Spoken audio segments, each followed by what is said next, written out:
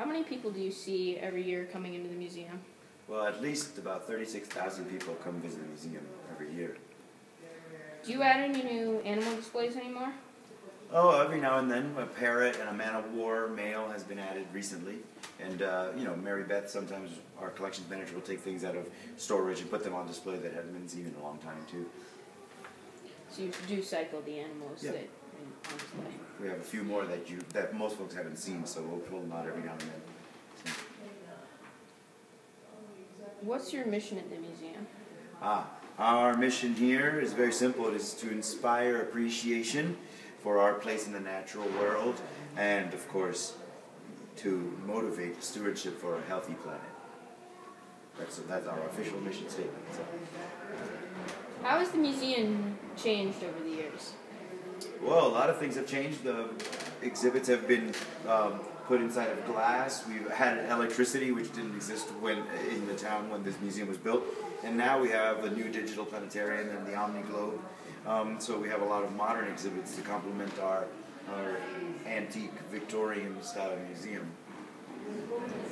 What seems to be the visitors' favorite displays here at the museum? Well, everybody loves the bears because they are huge and scary for kids. That usually gets the most attention. And of course our planetarium, because we're the only one in the whole state. So this is the only place where you can get a planetarium show, and our Omni Globe. So we have a few things here that you really can't see anywhere else in the state, and most people don't ever get to see them except for in this building.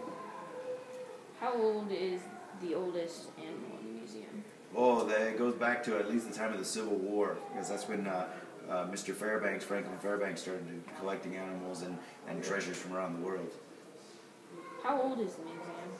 It was opened in 1891, and so it's getting up there. It's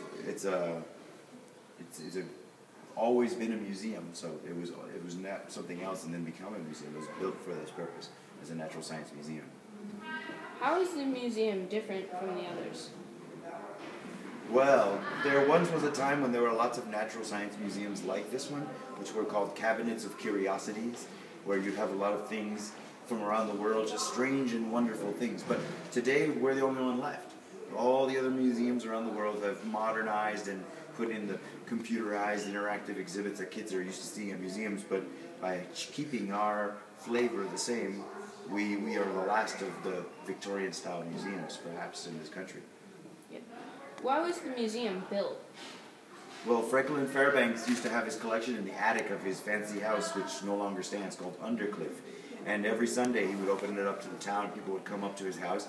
But imagine hundreds of people going up to the top floor of his house. It created a mess, and his stairs would get covered with mud. And his wife Frances had just given the idea. She said, "Well, Franklin, why don't you just build a museum? Let these folks go see this stuff anytime without having to come into our house." So thanks to Frances Fairbanks' inspiration, Franklin built this place, and now it serves the same purpose all these years later. Good.